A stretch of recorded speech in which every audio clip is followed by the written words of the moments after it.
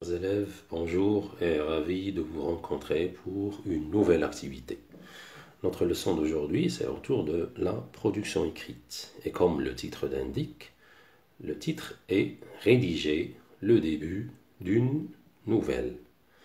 Alors, quand je dis rédiger le début d'une nouvelle, là, je suis dans les premières étapes, à savoir la situation initiale, ainsi que l'événement inattendu ou bien l'événement perturbateur. Bien. Alors, tout d'abord, on va commencer par faire un petit rappel de ces deux parties de la nouvelle. On commence par la situation initiale. Alors, on peut l'appeler comme étant la situation initiale ou stable.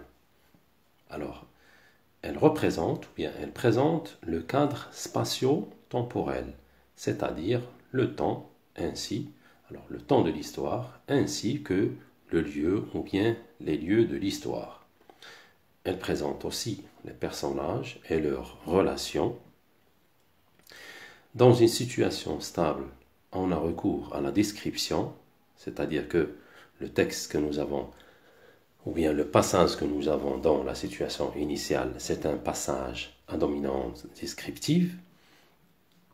On utilise surtout un texte descriptif comme ce que vous avez ici. C'est-à-dire que vous avez de la description dans cette étape-là.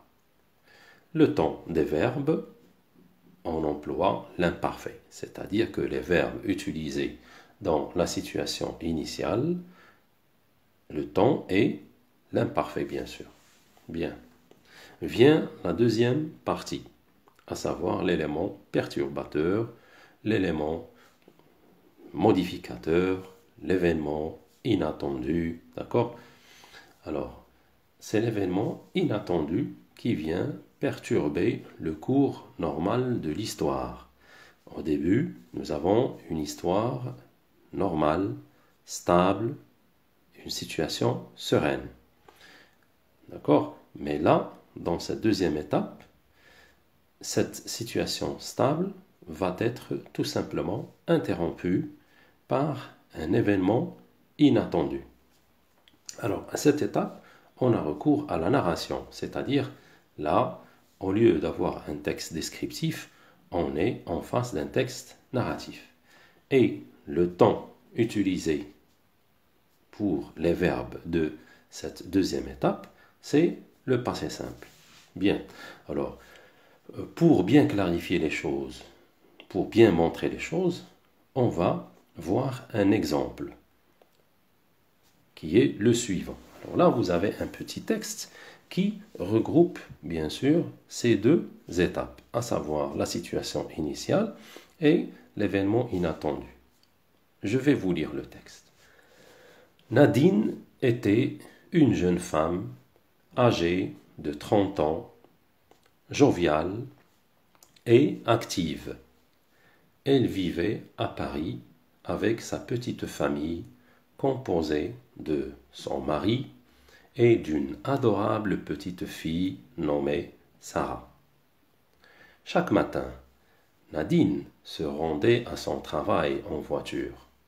Elle occupait le poste de secrétaire de direction dans une entreprise. Elle était heureuse dans sa vie, surtout lorsqu'elle avait su que son directeur allait lui offrir un nouveau poste en récompense pour sa compétence et son sérieux.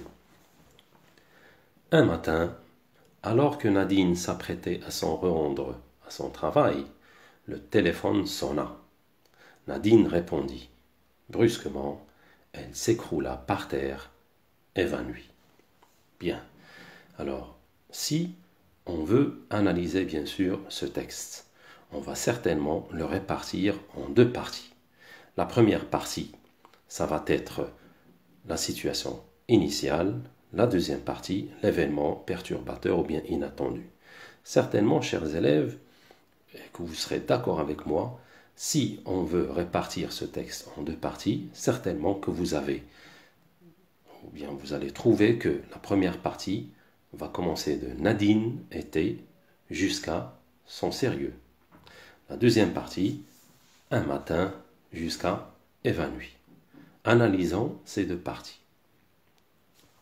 Alors, la première partie, à savoir la situation stable ou la initiale, nous avons dit que je peux la délimiter, bien sûr, par Nadine était jusqu'à sérieux.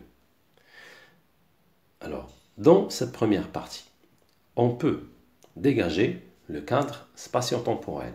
Là, vous avez un certain nombre d'indices qui rentrent bien sûr dans ce cadre-là, à savoir le lieu, la ville de Paris, je suis en train de parler d'une ville à savoir Paris. Vous avez bien sûr le lieu de travail où travaille Nadine, vous avez l'entreprise, d'accord? Alors, ces mots-là indiquent bel et bien le lieu. Vient le temps. Alors là, vous avez chaque matin, bien sûr.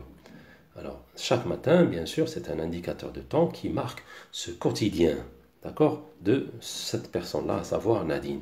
Et ce quotidien-là marque l'habitude. On va revenir, bien sûr, à ce mot-là, l'habitude, ultérieurement. Vous avez, bien sûr, un autre point, à savoir le personnage. Nous avons déjà parlé des personnages et leurs relations, bien sûr. Là, on va attirer l'attention sur ce personnage-là, à savoir Nadine. Alors, en ce qui concerne Nadine, vous avez des informations concernant l'âge, vous avez, bien sûr, sa vie conjugale, bien sûr. Alors là, on sait très bien qu'elle est mariée et elle est aussi une mère d'une adorable petite fille. N'oublions pas qu'elle est aussi une secrétaire de direction, bien d'une entreprise, et elle est promue à un nouveau poste, d'accord? Rappelez-vous, son directeur lui a promis, bien sûr, d'avoir un nouveau poste en récompense à son sérieux et sa compétence dans le travail. On sait aussi que Nadine est heureuse dans sa vie et, bien sûr, ce trait ou bien ces traits de caractère, à savoir le sérieux ainsi que la compétence. Venons maintenant au temps de la conjugaison concernant cette partie-là. Alors, certainement que vous avez remarqué que les verbes utilisés, bien sûr, dans cette partie-là, sont des verbes conjugués, bien, le temps dominant ici, vous avez bien sûr l'imparfait. Alors, la dominance ici de l'imparfait au service de la description de ce personnage-là. Et on sait très bien que l'imparfait, c'est un temps qui nous renseigne sur l'habitude. D'accord? Alors, l'habitude est exprimée, bien sûr, par cet indicateur de temps, rappelez-vous, chaque matin. Alors, chaque matin, elle va, bien sûr, à son travail.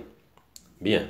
Alors, en ce qui concerne, là, bien sûr, cette catégorie des verbes-là, on peut dégager était, le verbe être, vivez, le verbe vivre, se rendez, le verbe se rendre, occuper. Alors, l'infinitif occupé, premier groupe, le verbe aller, le verbe s'apprêter. Alors, qu'est-ce qu'on conclut? Tous ces éléments-là, alors tous ces éléments précités, se regroupent bien sûr pour créer un récit stable, calme et serein. D'accord? Alors, le cours du récit ici est calme. Vient la deuxième étape, ou bien la deuxième partie de notre texte, c'est une partie, d'accord, qui rentre dans l'événement inattendu. Alors, essayons de voir, bien sûr, les caractéristiques de l'événement inattendu. Certainement que cette partie-là commence de un matin jusqu'à la fin, à savoir évanoui. Alors, concernant l'indicateur de temps, alors là, vous avez un matin. Alors, certainement là, le lecteur, quand il lit, bien sûr, cet indicateur, certainement qu'il va s'attendre à quelque chose qui va se passer. Alors, B, vous avez la présence d'un événement qui vient troubler le cours serein du récit. C'est lorsque Nadine, bien sûr, a entendu, bien sûr, le téléphone sonner. Alors, et quand elle a su que son directeur était à l'autre bout du fil, certainement qu'il lui a dit une mauvaise nouvelle. La conséquence, c'est qu'elle est tombée par terre évanouie. Et vous avez bien sûr la présence d'un adverbe qui marque la soudaineté, à savoir brusquement. Pour ce qui est des temps de la conjugaison, certainement que vous l'avez remarqué, chers élèves, que vous avez l'emploi du temps passé simple. Alors ce temps-là vient pour introduire un événement soudain. Le téléphone sonna, alors le directeur était à l'autre bout du fil, certainement on lui a dit quelque chose, La conséquence, Nadine tomba par terre évanouie. Bien, alors, après avoir fait, bien sûr, un rappel de ces deux premières étapes, bien sûr, du récit, de la nouvelle, bien sûr, et après avoir vu ce modèle ensemble, et après avoir également analysé ces deux étapes ainsi que l'exemple, je vous invite maintenant à exploiter ce que nous avons vu, d'accord, au cours de cette leçon-là. Essayons de l'exploiter sur ces exercices-là. Commençons d'abord par le premier exercice. Alors là, avant de commencer à lire la consigne, je vous fais savoir que cet exercice-là, c'est un exercice en vrac. Yani, on est appelé à remettre ces phrases-là en ordre. Lisons d'abord la consigne. Alors, la question, remets les phrases suivantes en ordre de façon à obtenir le début d'une nouvelle. Je vous lis les phrases. Alors qu'ils avançaient, un rocher inaperçu heurta brusquement la barque de Robert. Deuxième phrase. La rivière était calme. Les arbres et la flore rendaient la forêt vivante et magique. Phrase 3. En effet, ils devaient rapidement retourner à leur camping. Phrase suivante. Un frisson parcourut le dos du garçon et il s'immobilisa. Phrase suivante. Deux touristes français, Alex et Robert, amis d'enfance, étaient vraiment heureux de vivre ce voyage inoubliable. Phrase suivante. À quelques heures de la tombée de la nuit, les deux touristes qui ramaient calmement sur l'eau de la rivière n'avaient plus beaucoup de temps. Enfin, ils rêvaient depuis longtemps de venir un jour explorer la forêt amazonienne. Alors ces phrases en vrac, à vous de les remettre en ordre pour avoir un début d'une nouvelle. Alors ça, c'est en ce qui concerne le premier exercice. Le deuxième exercice, que je vous invite aussi à le faire, c'est un exercice de rédaction, bien sûr. Je vous lis la consigne. Rédige le début d'une nouvelle à partir des éléments ci-dessous. La situation initiale ou bien la situation stable, tu te trouvais avec ta famille dans une forêt. Alors, tu es en compagnie de ta famille. Le lieu, c'est la forêt. Alors, à vous de chercher, bien sûr, ce cadre spatio-temporel. Le temps, vous pouvez, par exemple, imaginer que vous êtes en week-end, que vous êtes en vacances, d'accord, la saison d'été. Les personnages, tu es en compagnie de ta famille. Le lieu, c'est la forêt. La description, bien sûr, de la forêt, de ce lieu, d'accord. L'événement inattendu. Alors, l'événement soudain, c'est ton frère qui a disparu. D'accord?